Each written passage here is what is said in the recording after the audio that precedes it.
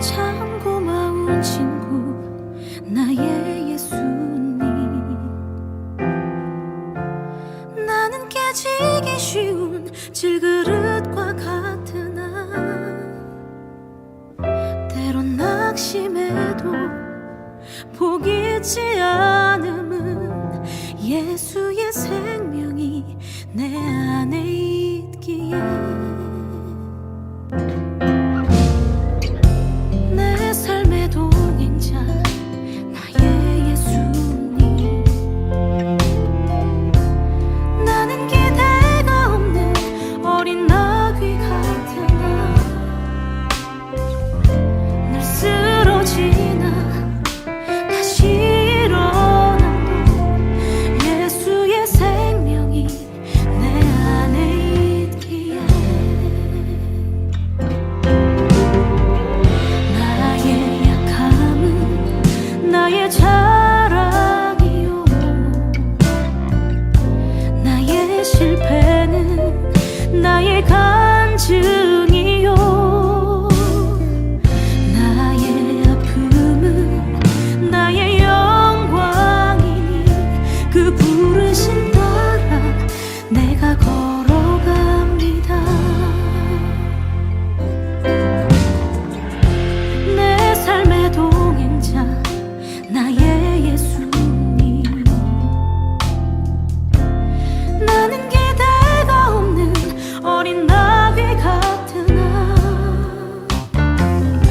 늘 쓰러지나 다시 일어남도 예수의 생명이 내 안에 있기에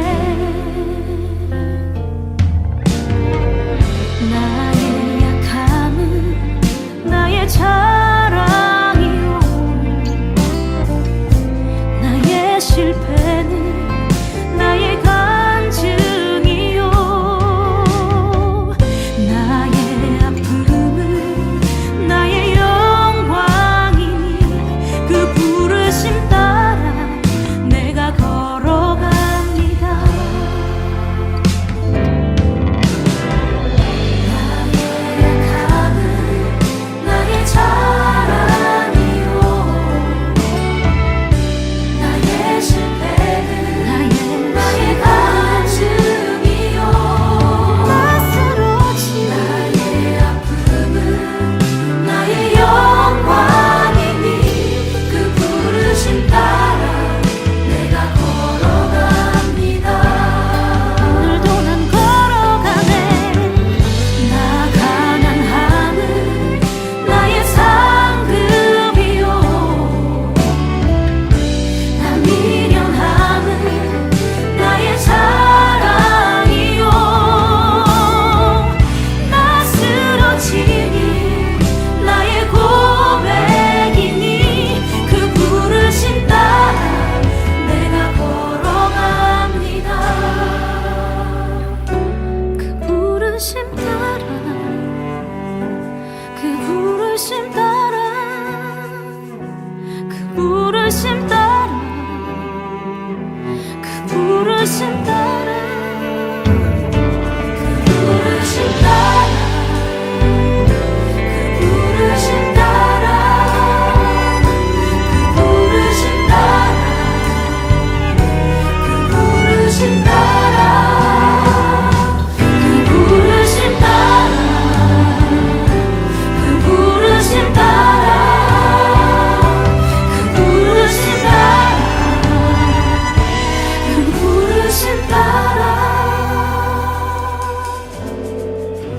어두운 시대 빛으로 부름받아 살 때 예수님의 하나님 나라 운동은 그 모든 순간이 잔치였음을 기억해야 합니다. 사연 많은 마음들 눈물로 만나셨고 자식 잃은 장래 행렬마저도 살아남의 잔치로 변화시키신 예수, 그를 믿고 따르는 우리는 이제 삶의 구석구석을 또다시 잔치로 만들어내야 할 책임을 받았습니다. 비록 오해와 이기심, 갈등과 빼앗김, 서러움과 외로움이 가득한 시대를 살지만 우리의 모든 만남을 통해 하늘의 바람이 가득한 이 잔치는 계속되어야만 합니다. 그 여정을 걷다 혹 실패와 쓰러짐, 약함과 가난함을 경험할지라도 결코 부끄러워하지 마십시다. 오히려 이 약함을 들어 자랑할 수 있는 것은 그리스도 예수께서 그때마다 우리 삶의 동행자요 친구가 되어 주실 것을 알기 때문입니다. 이것을 기억한다면 초막이든 궁궐이든 우리의 시간은 이미 잔치의 한복판인 겁니다. 네, 우리 삶은 이미 잔치입니다. 살려내는 잔치요, 먹여내는 잔치요, 함께 웃는 잔치요, 기어코 고통받고 서러운 친구들의 신음소리가 해방의 함성이 되고야만 하는 그런 잔치 말입니다. 이제 우리가 펼쳐갈 이 잔치를 통해 약한 자들과 낮은 자들이 그만 울어도 되는 세상이 왔으면 좋겠습니다. 그리고 오랜 시간 흘려온 그 눈물방울들이 언젠가 오선지 음표가 되어서 갈릴리의 친구들도 우리와 함께 노래할 수 있었으면 좋겠습니다. 예수께서 안아주신 대로 안아주고 먹여주신 대로 먹여가는 하나님 나라의 잔치, 그 잔치를 통해 새 내일을 열어가는 우리 되길 구하며 이제 이 노래로 함께 다짐하겠습니다.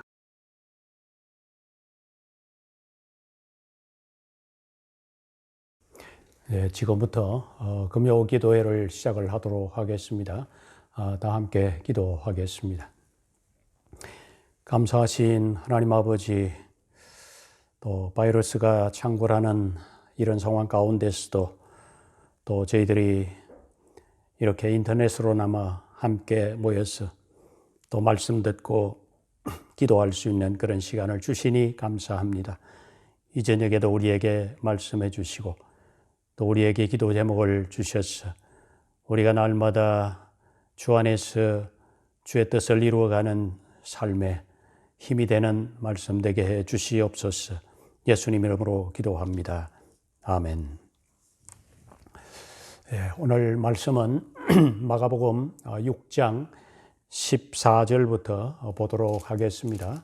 마가복음 6장 14절부터 29절까지입니다. 우리 다 함께 읽도록 하겠습니다. 이에 예수의 이름이 드러난지라 헤롯 왕이 듣고 이르되 이는 세례 요한이 죽은 자 가운데서 살아났도다. 그러므로 이런 능력이 그 속에서 일어나느니라 하고 어떤 이는 그가 엘리야라 하고 또 어떤 이는 그가 선지자니 옛 선지자 중에 하나와 같다 하되 헤롯은 듣고 이르되 내가 목벤 요한 그가 살아났다 하더라. 전에 헤롯이 자기의 동생 빌립의 아내 헤로디아에게 장가든 고로 이 여자를 위하여 사람을 보내어 요한을 잡아 옥에 가두었으니 이는 요한이 헤롯에게 말하되 동생의 아내를 취한 것이 옳지 않다 하였음이라.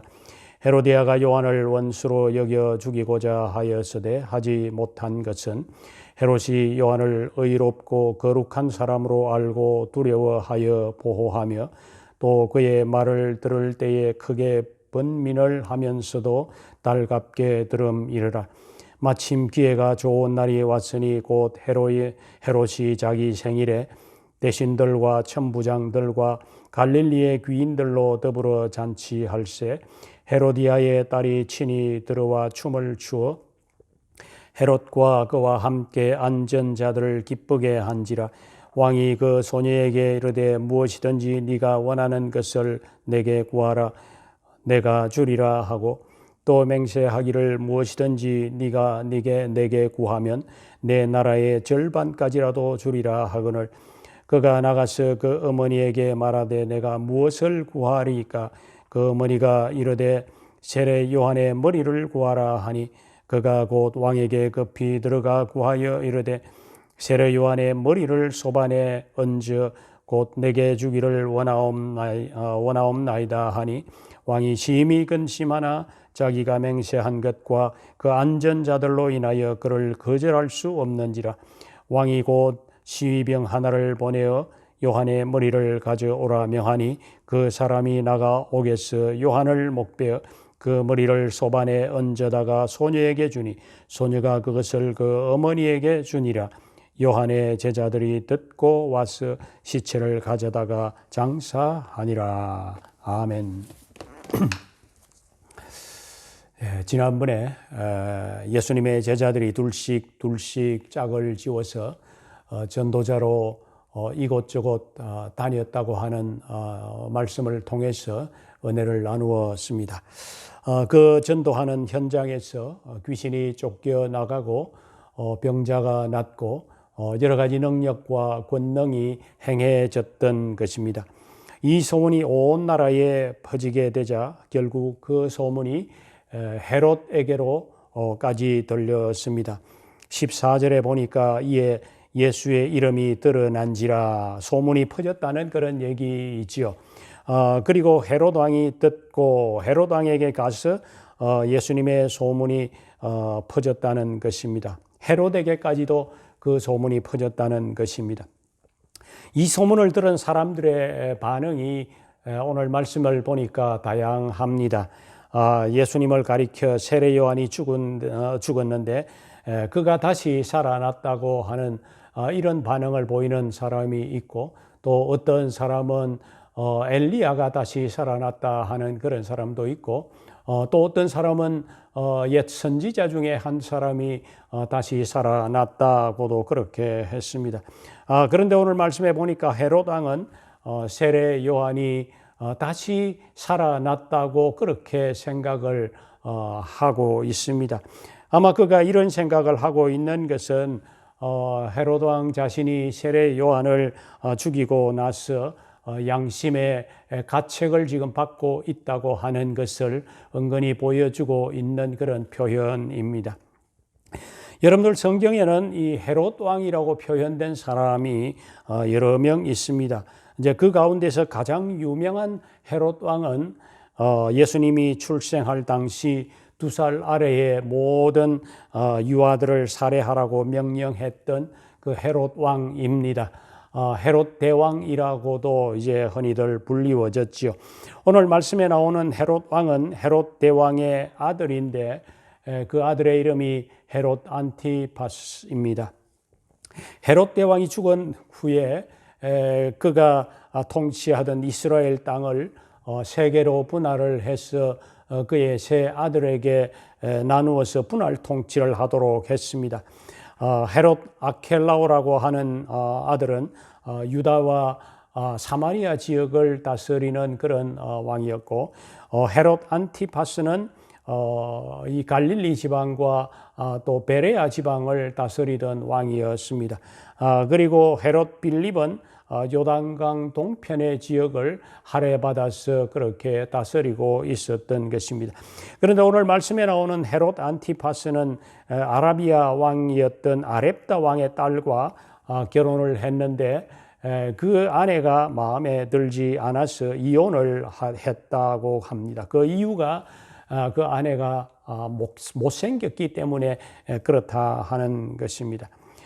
이혼을 하고는 자기의 동생인 헤롯 빌립의 아내 되는 헤로디아와 다시 결혼을 합니다. 헤로디아는 아주 미인으로 그렇게 알려져 있습니다. 사실 헤로디아는 헤롯 안티파스에게 있어서는 제수씨이죠. 이 동생의 아내이고 또 그러면서도 조카 딸이기도 했던 것입니다. 그러니까 근친 상간에다가 매우 부도덕하고 비윤리적인 그런 모습으로 결혼을 했다고 하는 것을 보여주고 있는 것입니다. 다들 백성들은 이 사실을 두고 수근수근하면서 손가락질을 하고 있었지만 아무도 그 사실을 공개적으로 지적을 하지를 못하고 있었던 것입니다. 왜 그렇습니까? 이 헤롯 왕이 이 살아있는 권력이기 때문이지요. 헤롯 안티파스가 살아있는 권력을 가지고 있는 왕이었기에 아무도 공개적으로 말하지는 못하고 그냥 끼리끼리 수군수군대고 있었던 그런 상황이었습니다. 그런데 그때 세례 요한이 담대하게 공개적으로 지적하고 회개하기를 촉구를 했습니다. 18절에 보니까 헤롯이 요한이 헤롯에게 말하되 동생의 아내를 취한 것이 옳지 않다 하였음이라. 헤롯의 입장에서는 어떻습니까? 책망을 받으니까 마음이 아프지요. 그러나 자기 약점을 지적하니 그냥 두고 볼 수가 없다고 요한을 옥에 가둡니다. 나중에는 아내인 헤로디아가 딸 살로메를 통해서 세례 요한의 목을 쳐서 소반에 담아 달라고 그렇게 생일날 잔치상에서 요청을 합니다. 이 요청을 들었을 때 헤롯의 반응이 어떻습니까? 26절에 보니까 왕이 심히 근심하나, 근심했다고 그렇게 하고 있습니다. 이건 아닌데, 이렇게 해서는 안 되는데 하는 그런 양심의 소리가 그의 속에서 울려 나왔다는 얘기입니다. 헤롯은 그래도 그때까지만 해도 요한의 메시지를 듣고 양심의 가책을 조금 느끼고 있었던 것 같습니다. 20절에 보니 그의 모습을 이렇게 표현합니다. 헤롯이 요한을 의롭고 거룩한 사람으로 알고 두려워하여 보호하며 또 그의 말을 들을 때에 크게 번민을 하면서도 달갑게 들으미르라 라고 합니다. 요한의 설교를 들으면 양심에 찔려 아프고 괴롭게 느껴지지만은 그러나 달갑게 여겼다고 그렇게 하고 있습니다. 요한은 거룩한 사람이고 의로운 사람이라고 생각하고 그래서 그런 사람을 보호해야 한다는 이 양심의 소리가 그 속에 분명히 있었던 것을 말씀이 증언을 해주고 있습니다. 그런데 여러분들 어떻습니까? 그의 행동은 그 양심의 소리와는 다르게 행동하고 있는 그런 모습을 우리가 봅니다. 그의 양심의 소리와는 다르게 그가 판단하고 있는 것을 보게 되어집니다. 어떻게 판단을 했습니까?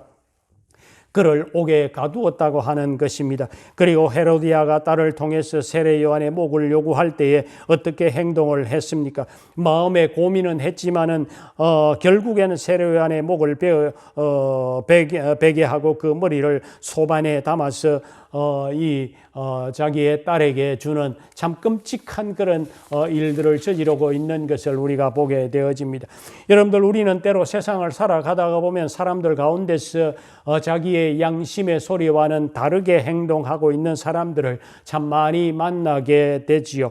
마음으로는 그렇게 해서는 안 되는데 안 돼 하면서도 실제 행동을 다르게 하고 있는 그런 사람들이 많이 있는 것을 보게 되어집니다. 우리는 성경에서 또 다른 그런 사람을 만날 수 있지요. 누구입니까? 바로 빌라도입니다.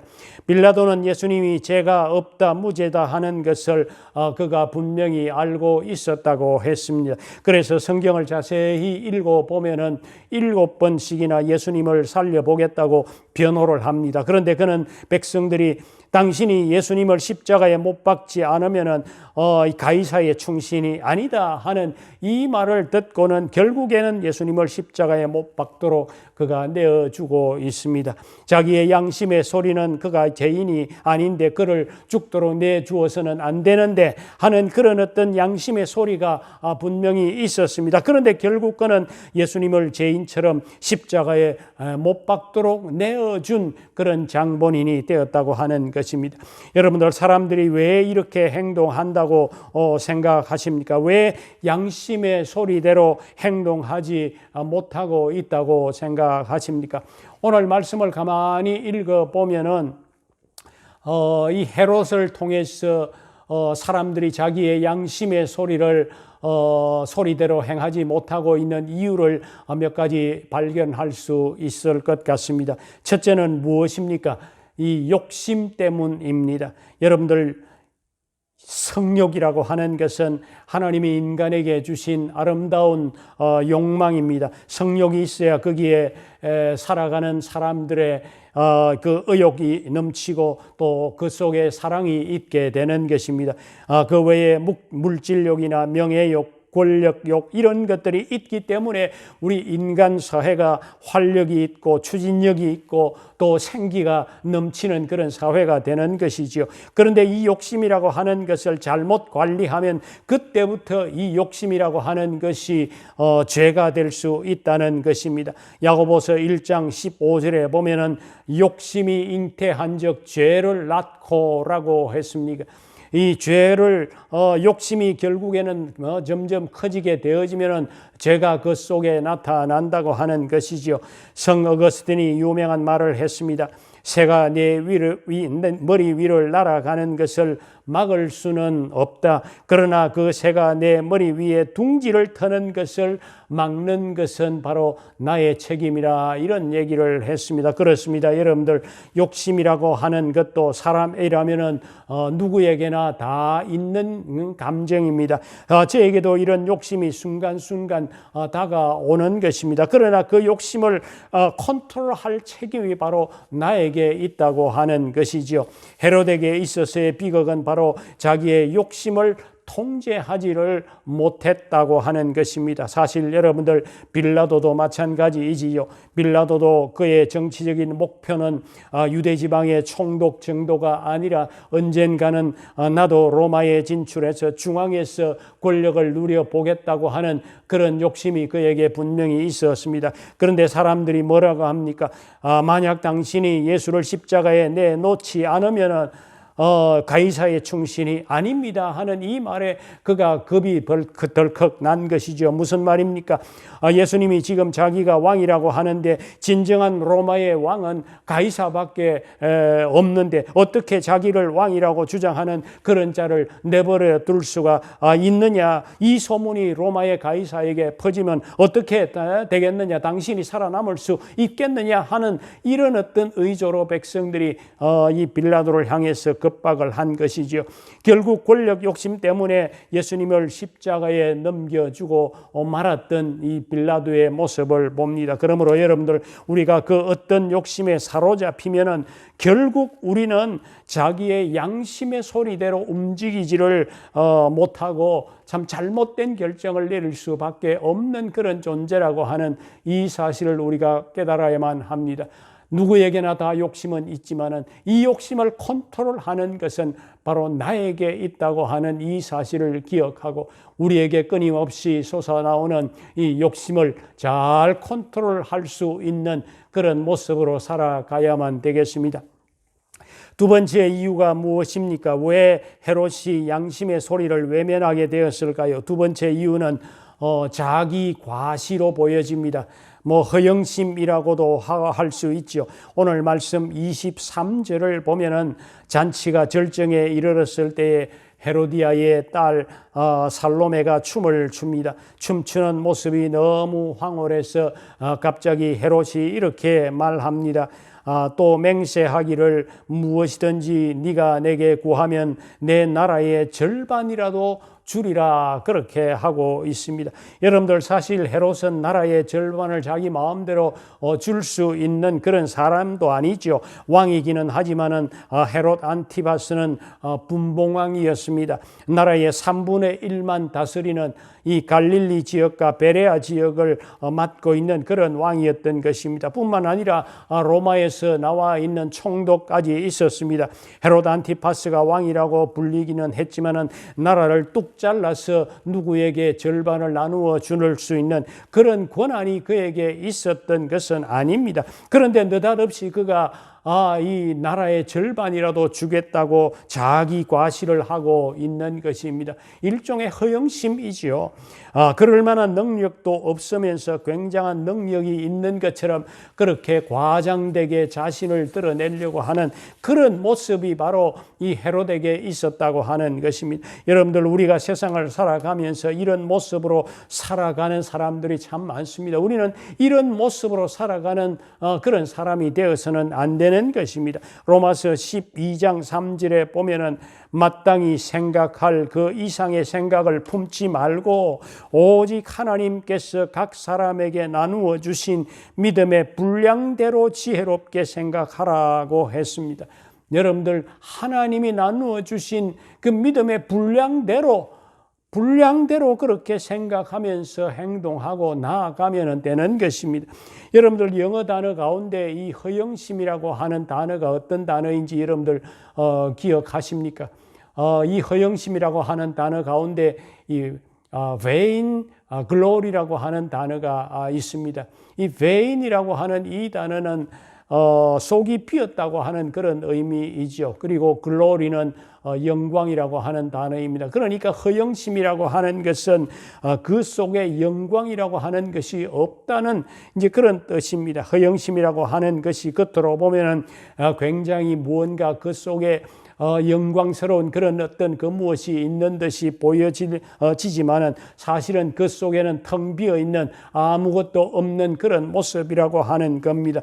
이 바로 헤롯 안티파스 왕이 바로 그런 모습이라고 하는 것입니다. 자기에게 무슨 나라를 뚝 잘라서 반을 나누어 줄 수 있는 그런 권한 같은 것도 전혀 없으면서 나라의 반이라도 주겠다고 큰 소리를 치고 있는 그런 빈껍데기 같은 그런 모습이었다는 것입니다. 이런 모습이 우리의 삶에 있으면은 우리가 사실 양심의 소리대로 행동하지 못할 가능성이 있는 것입니다. 그러므로 여러분들 우리가 땅 위에 살아가면서 이런 어떤 모습으로 살아서는 안 되는 것입니다. 자기 과시를 하려고 하는 그런 모습, 이것은 참 우리가 내 양심의 소리를 외면할 수 있는 이유 가운데 하나가 되는 것입니다.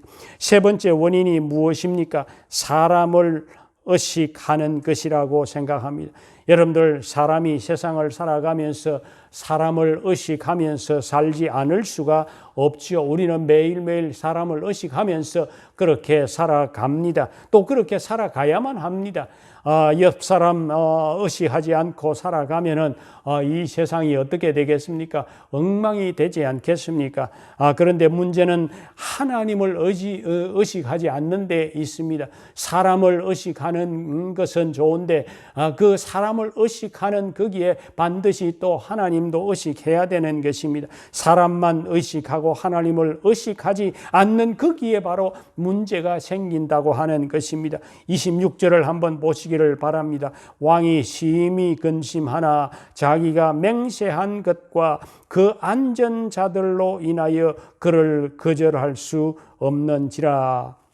세례 요한의 목을 이 베드로 크락한 그 이유가 뭐라고 하고 있습니까?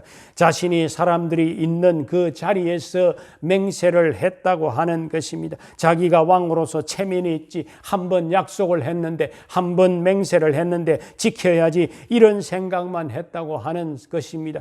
주변에 많은 대신들이 지금 앉아있는 자리에서 나라의 반이라도 주겠다고 그렇게 호언장담했는데, 그런데 그 딸이 이 세례 요한의 목을 달라고 그렇게 했을 때 그가 근심했지만은, 그러나 사람들이 앞에서 자기가 공언했던 그것들 때문에 결국에는 이 세례 요한을 죽이는 이런 일을 했다는 것입니다.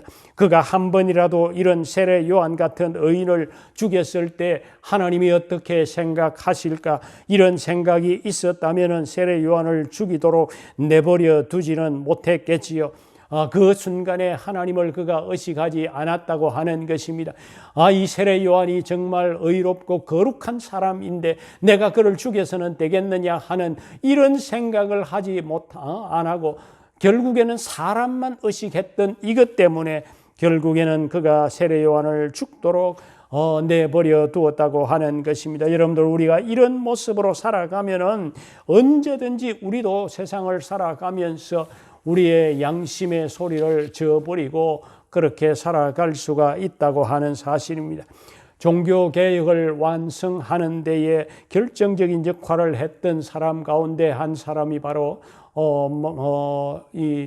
존 칼빈이라고 하는 것 우리가 다 압니다. 여러분들, 존 칼빈은 당시 스위스 제네바에서 목회를 하면서 교회뿐만 아니라 정말 도시 전체를 유럽에서 가장 아름답고 살기 좋은 양심의 도시로 만드는 데 결정적인 그런 역할을 했습니다. 그런 칼빈에게 있어서 인생의 좌우명 같은 것이 하나가 있었습니다. 그것은 바로 코람데오였습니다.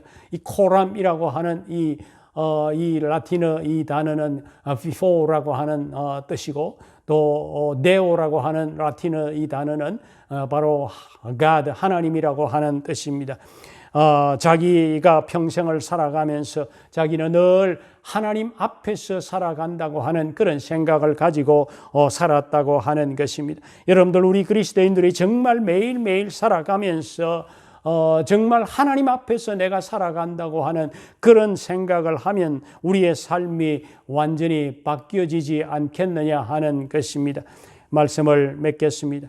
여러분들, 우리 모두에게는 이 양심이라고 하는 것이 있습니다. 하나님께서 우리에게 다 선한 양심을 주셨습니다. 우리는 생각하기를 우리에게 있는 이 양심은 그래도 깨끗하고 정결하다고 생각을 합니다. 그런데 여러분들, 성경에 보면은 이 양심도 변질될 수 있다고 하지요. 화염 맞은 양심도 있다고 하고 더럽혀진 양심, 죽은 양심도 있다고 그렇게 합니다. 여러분들의 양심은 지금 어떤 양심입니까? 깨끗한 양심입니까? 아니면은 더럽고 화염 맞은 그런 양심입니까? 어떤 양심을 지금 가지고 있느냐가 대단히 중요하다고 하는 것입니다.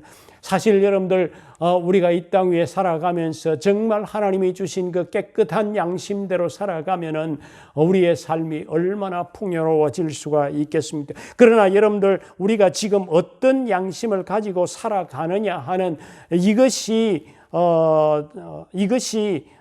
중요하다기보다는 어떤 양심이든지 그 양심은 언제든지 다시 깨끗해질 수 있다고 하는 이 생각을 우리가 하는 것이 중요한 것입니다. 양심의 회복이라고 하는 것이 있다는 것이죠. 어떻게 양심이 회복될 수가 있습니까? 저는 생각하기를 첫 번째 우리가 먼저 하나님 앞에 서는 것입니다. 존 칼빈이 늘 하나님 앞에서 코람데오의 정신으로 살았던 것처럼 우리도 늘 하나님 앞에서 살아간다고 하는 그런 의식을 갖는 것이 중요합니다. 하나님 앞에서 우리가 살아갈 때에 우리의 더럽혀진 양심은 깨끗한 양심으로 다시 거듭날 수 있는 것이죠. 하나님은 모든 사람에게 이 독특하게 양심이라고 하는 것을 주셨습니다. 이 다른 동물들에게는 이 양심을 주지는 않았습니다.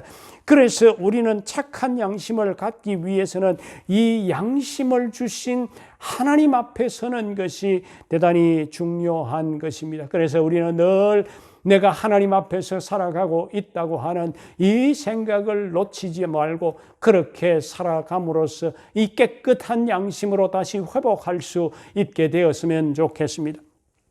그리고 두 번째는 하나님, 제가 잘못했습니다. 내 죄가 이렇습니다라고 고백하는 것입니다. 내가 이렇게 깨끗한 양심으로 살지 못하고 내 양심을 속이고 정말 하나님이 내게 주시는 이런 어떤 깨끗한 양심의 소리를 외면하고 내 생각을 하면서 사람 앞에서 있다는 생각으로 그렇게 죄를 지었습니다. 죄를 인정하는 것이 여러분들 회개의 시작입니다. 이렇게 죄를 인정하고 죄를 고백하면 십자가에서 피 흘려 흘리신 예수 그리스도의 그 피로 인해서 우리의 죄가 깨끗하게 용서될 수 있다고 했습니다. 그러면 우리가 더럽혀진 양심이 깨끗한 양심으로 다시 회복될 수가 있다고 하는 것입니다. 그래서 여러분들, 우리가 이 땅 위를 살아가면서 정말 깨끗한 양심을 가지고 다시 또 주님의 말씀 붙들고 그렇게 양심의 소리대로 살아감으로써 정결한 삶을 살아가는 우리 모든 성도들이 되기를 주의 이름으로 축원합니다. 기도하십시다. 먼저 오늘 말씀을 묵상하면서 우리가 함께 좀 기도했으면 좋겠습니다. 하나님은 우리 사람에게 양심을 주셨습니다. 헤롯은 하나님이 주신 그 양심, 깨끗한 양심의 소리를 외면함으로 역사 속에서 참 여자가 낳은 자 중에서 가장 위대하다고 하는 바로 세례 요한을 죽이는 잘못을 저질렀습니다. 하나님은 우리에게 깨끗한 양심을 주셨습니다. 우리가 이 양심의 소리를 외면하고 화염 맞은 양심이 될 수도 있고 죽은 양심이 될 수도 있습니다. 그래서 우리는 정말 세상을 살아가면서 참 깨끗한 양심이 다시 회복되도록 기도해야 되겠고 늘 하나님 앞에서 살아가야 되겠다고 하는 이런 어떤 마음이 다시 회복되어져서 정말 하나님 앞에서 깨끗한 양심으로 살아가는 그런 성도들이 되어야겠습니다. 다 함께 기도하겠습니다. 감사하신 하나님 아버지, 오늘 저녁도 우리의 일상생활을 접어두고 우리가 함께 모이지는 못했지만은 각 가정에서 각자가 처한 처소에서 말씀을 듣고 함께 기도할 수 있게 해주신 은혜를 진심으로 감사를 드립니다. 오늘 저녁에는 세례 요한의 죽음의 사건을 통해서 우리에게 깊은 교훈을 주신 것을 진심으로 감사를 드립니다. 세례 요한을 죽인 헤롯 왕이 자신의 욕심과 자기 과시와 사람을 의식하는 잘못으로 인해서 분명히 세례 요한이 의로운 사람이고 거룩한 하나님의 사람이라고 하는 것을 알면서도 그 양심의 소리를 외면하고 죽음의 자리로 내어놓은 엄청난 역사의 죄인이 되었던 것을 우리가 살펴보았습니다. 하나님이 주신 깨끗한 양심의 소리를 외면하면은 얼마나 우리의 양심이 더럽고 추한 양심이 될 수 있는가를 우리들에게 보여주셨습니다. 하나님 아버지여, 우리들이 하나님의 자녀로 이 땅을 살아가면서 하나님이 우리에게 주신 이 깨끗한 양심의 소리를 우리가 외면하지 않고 늘 깨끗한 양심의 소리에 귀를 기울일 수 있는 우리들 되게 해 주시옵소서. 양심의 소리대로 움직이게 하시고 하나님의 말씀에 민감하게 귀를 기울이면서 그렇게 살아가는 우리들 다 되게 해 주시옵소서. 하나님 아버지여, 이 땅에 수많은 사람들이 양심을 속이고 사람들을 속이고 사기치고 남의 것을 훔치고 거짓 증거하고 위장하고 우상숭배하면서 그렇게 살아가고 있습니다. 우리가 이런 자들을 따라가지 않게 하시고 깨끗한 양심으로 살아가게 하시고 늘 깨끗한 양심으로 살아갈 수 있도록 하나님 앞에서 늘 회개하며 하나님 앞에서 살아간다고 하는 이 생각을 놓치지 않는 우리들 되게 해 주시옵소서. 우리가 늘 하나님 앞에서 살아가는 이 코람데우의 정신을 잊지 않고 그렇게 살아감으로 통해서 정말 하나님의 사람으로 이 땅을 살아갈 수 있게 해 주시옵시고, 우리가 세상의 사람들을 참 더럽혀진 양심으로 살아가는 그들을 정말 일깨우는 그런 사명을 감당할 수 있는 우리들 되게 해 주시옵소서. 그래서 이 땅 위에 참 깨끗한 양심으로 살아가는 사람들이 날마다 더 많아질 수 있는 그런 세상을 만들어가는 그런 모습이 우리들 모두에게 있게 해 주시옵소서. 예수님 이름으로 기도합니다. 아멘.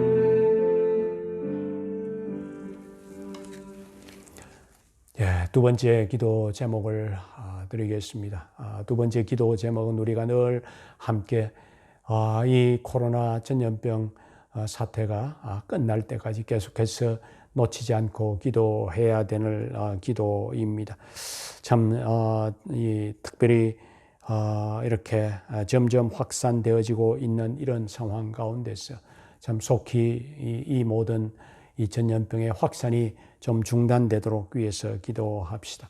감염된 환자들이 잘 회복되어지고 특별히 죽음 가운데서 절망 가운데 있는 그 가족들을 하나님에게 하나님이 용기를 주시고 이런 기회를 통해서 또 하나님의 살아계심을 깨닫고 하나님 앞에 참 믿음으로 살아가는 사람들이 될 수 있도록 그렇게 해달라고 함께 기도했으면 좋겠습니다. 우리 다 함께 기도하십시다.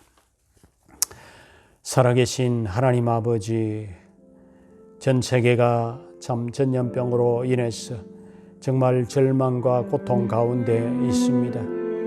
수천 명의 사람들이 감염이 되어지고 또 100만 명이 넘는 사람들이 목숨을 잃었습니다. 수많은 사람들이 전염의 고통 가운데 자유롭게 생활하지 못하고 자유롭게 나다니지도 못하는 참으로 참 어려운 상황 가운데 놓여 있습니다. 하나님이여, 참 이렇게 감염되어져 있는 자들이 다시 참 깨끗하게 회복될 수 있는 그런 은혜를 허락해 주시기를 바라고 원하옵나이다. 하나님 아버지여, 특별히 이번 사태로 말미암아서 이 땅 위에 하나님의 이 살아가심을 참 인정하지 않고 인간의 교만을 가지고 살아가고 있는 이 인간의 교만을 꺾으시고 또 인간이 한없이 연약한 모습을 하나님 앞에서 인정하고 고백하는 참 전능하신 역사의 주관자 되시는 하나님 앞에 또 겸손하게 나오는 자들이 날마다 더 많아질 수 있는 그런 은혜가 이번 교회 가운데 있게 해 주시기를 바라고 원하옵나이다.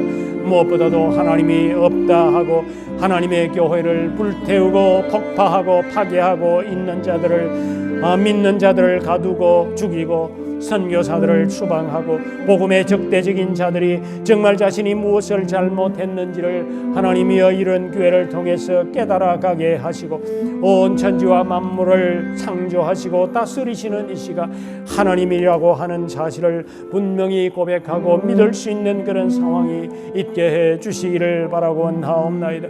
온갖 불법과 참 이 거짓과 동성애와 마약과 거짓 신들을 섬기는 무당과 점치는 자들이 난무하는 이 세상을 향한 이 하나님의 심판이라고 하는 사실을 깨닫게 하시고 특별히 믿는다 하면서도 정말 하나님을 신뢰하지 못하고 여전히 내 힘을 의지하고 살아가며 내 지성과 돈을 믿고 내 권력을 믿고 살아가는 그런 자들을 하나님 용서해 주시옵시고 정말 하나님의 백성이라고 하면서 하나님 제일주의로 살아가지 못하고 내 삶에 늘 내가 먼저인 모습으로 살아가고 있는 그런 모습의 사람들 하나님이 깨닫게 해 주시옵시고 그들이 회개하고 하나님 앞으로 다시 돌아올 수 있게 하여 주시기를 바라고 원하옵나이다. 수많은 거짓과 속임과 간음과 도둑질과 탐심이 우리 가운데 넘치고 있습니다.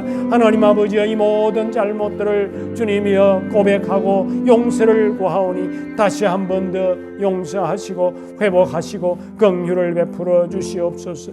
무엇보다도 이번 전염병 사태로 하나님의 아버지여 우리 한국교회와 세계교회가 하나님 앞에서 함께 모여서 예배드리는 것이 얼마나 소중한가 하는 것을 깨닫게 해 주시옵시고 정말 예배를 삶의 최우선순위에 두고 살아가겠다고 마음에 결심하는 자들이 날마다 더 많아질 수 있게 해 주시옵소서. 이번 전염병 사태로 인해서 하나님이여 예배를 게을리하거나 예배를 소홀히 하고 있는 사람들 한 사람도 없게 하시고 오히려 하나님께 예배하는 것이 얼마나 소중한가를 깨달는 자들이 날마다 더 많아질 수 있게 하여 주시옵소서. 하나님 아버지여 전염병으로 인해서 수많은 사람들이 고통 가운데 있습니다. 무엇보다도 경제적으로 큰 타격을 입은 자들이 많이 있습니다. 가게들이 장사를 하지 못하고 공장들이 가동을 하지 못하고 파산하고 실직하는 자들이 많이 생겨나고 있습니다. 하나님 아버지여 이들을 긍휼히 여기시고 이들을 불쌍히 여겨 주시옵소서. 그들을 위로하시고 힘주시고 피할 길을 열어주시고 모든 상황들이 종료되어서 다시 한 번 더 회복되어질 수 있는 그런 일들이 일어날 수 있게 해 주시기를 바라고 원하옵나이다. 특별히 바이러스에 감염되어 고통 중에 있는 자들을 은혜를 베푸시고 하나님을 두려워하고 더욱더 하나님 앞에 겸손해지게 하시고 하나님 앞에서 참 치유의 긍휼함을 입을 수 있게 하시고 치유를 위해서 기도하는 자들이 날마다 많아지게 해 주시기를 바라고 원하옵나이다. 하나님이 우리가 살고 있는 이 땅 러시아를 불쌍히 여겨 주시옵소서. 날마다 참 감염자가 더 많아지고 있습니다. 이 땅 모스크바도 날마다 참 감염자가 수천 명이 되어지고 있는 그런 상황입니다. 하나님이여 이 모든 확산이 중단되게 하시고 모든 이 일로 인해서 참 이 하나님의 사람들이 겸손해지게 하시고 하나님을 더 신뢰하고 하나님을 더 믿으며 참 이 하나님의 능력 앞에 겸손해질 수 있게 하시고 교회가 교회다워질 수 있는 그런 은혜가 이 땅 위에 있게 하여 주시기를 바라고 원하옵나이다. 특별히 하나님이여 김철원 선교사 참 많이 회복해 주신 것을 감사를 드립니다.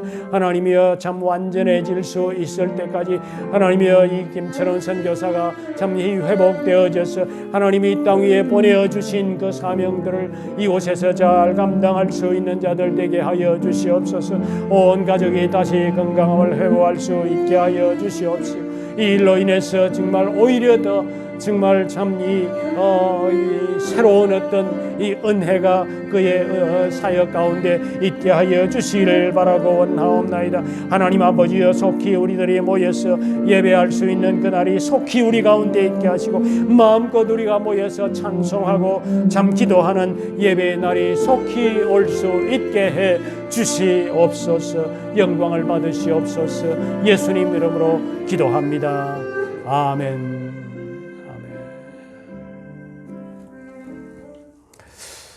세 번째 기도 제목을 드리도록 하겠습니다. 먼저 지난 9월 달에 임직 받으신 분들을 위해서 우리가 좀 함께 기도했으면 좋겠습니다. 하나님이 임직자로 세워주신 것은 주의 몸된 교회를 위해서 충성하라고 세워주셨다는 것을 깨닫고 끝까지 충성하는 자들 되게 해달라고 그렇게 기도하십시다.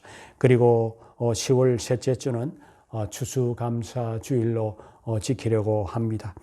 형식적으로 추수감사주일을 지키는 것이 아니라 온 성도들의 마음에 진정한 감사가 넘치는 그런 주일이 되도록 위해서 우리가 함께 기도했으면 좋겠습니다. 참 인간적으로 보면은 올해 너무도 힘든 한 해입니다. 그러나 그 속에서 하나님이 잔잔하게 우리에게 베풀어 주시는 그 하나님의 은혜가 무엇인지를 발견하고 참 이 하나님께 감사가 넘치는 이제 그런 추수감사주일이 되었으면 좋겠습니다. 그리고 세례 받으시는 분이 딱 한 사람 있습니다.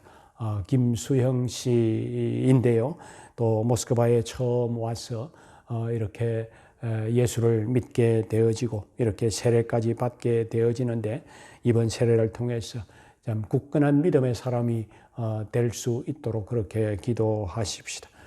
그리고 그의 가족들을 위해서도 우리가 함께 기도하십시다. 다 함께 기도하십시다.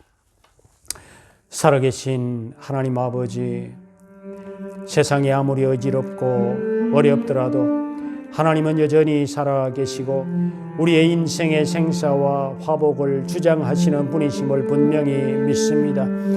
하나님 아버지여, 지난달 우리의 교회에 세 분의 직분자를 주신 것을 진심으로 감사를 드립니다.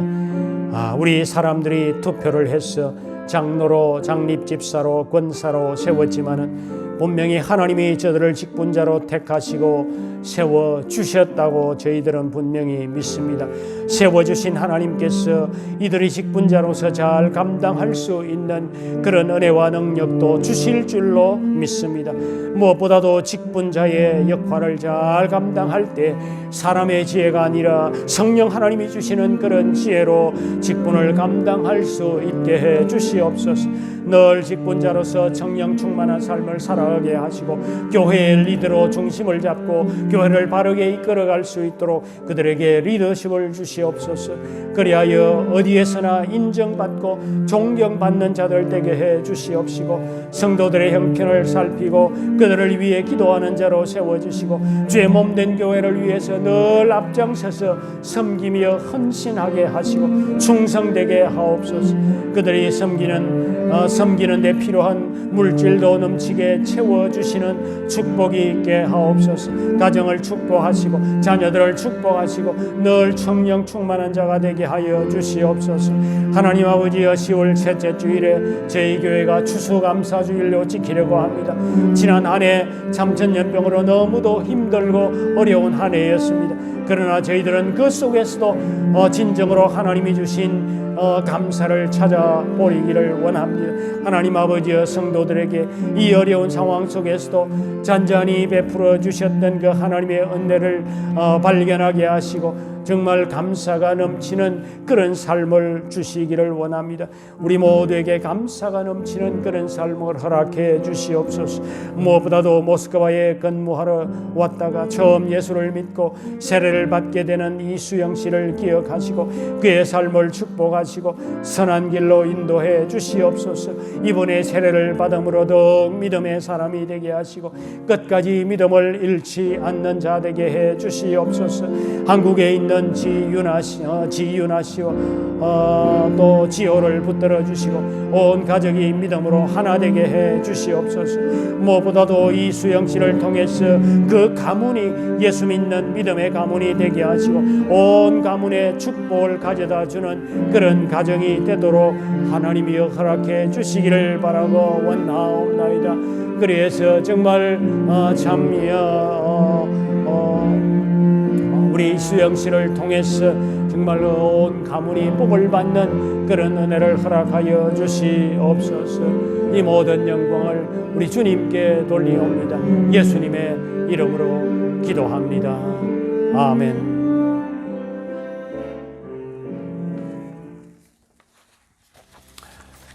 자유롭게 기도하고 자연스럽게 마치도록 하겠습니다.